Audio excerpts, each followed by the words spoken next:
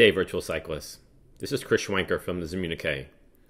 Well, last week was an exciting week, as I'd mentioned. The Cycling News did publish one of my articles. It was on the anti-doping policy in Zwift, and it received a lot of engagement.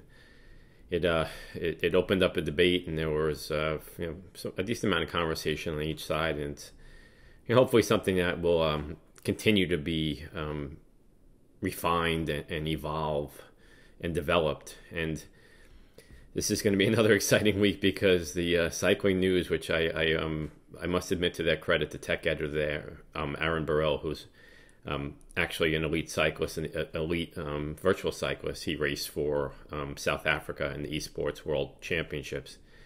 He's really made a commitment to carving out a niche for the virtual cycling world in the tech section, the tech pages of Cycling News. And I wrote an article in collaboration with the team over at MyWhoosh.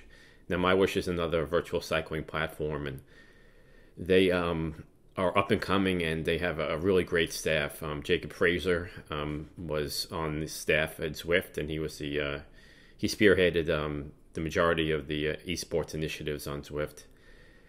Their head of data is Holden Camo, who is the #1 Zwift racer in the world. He's held that he held it for 6 months at one time, uninterrupted.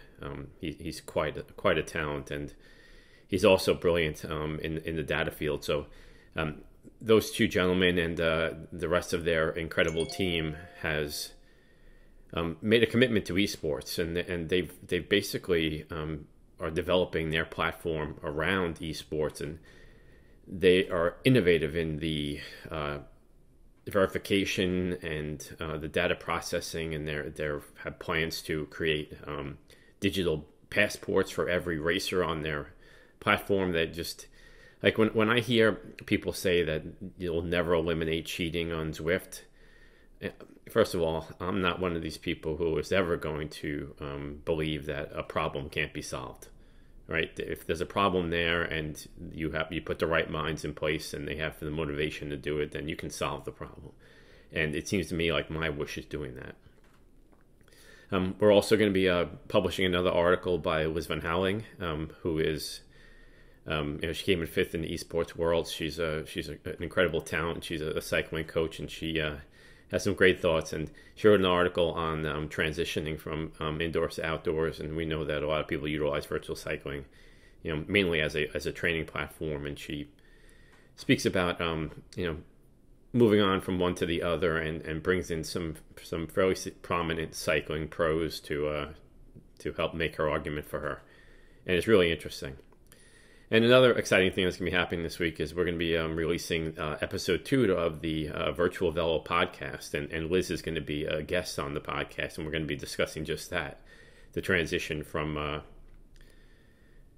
virtual to the real world. But before that, our episode 2 is going to be on glucose monitoring for cyclists. And we have a special guest, Pete Butler, who was he's a Zwifter from the beta days, and he's a longtime member of Dirt, which most people know that's the team that I race for indoors.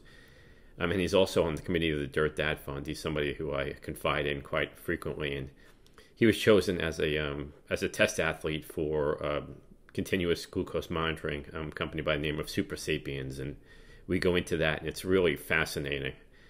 And we had a great conversation, and I myself learned a lot. And we'll have a couple other interesting features for this week as well. This is a holiday throughout the world, and we're blessed for a lot of things. So,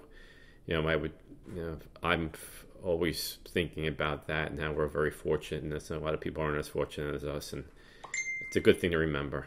All right, thank you for all the support. I greatly appreciate it, and please support the Dirt Dad Fund at dirtdadfund.com.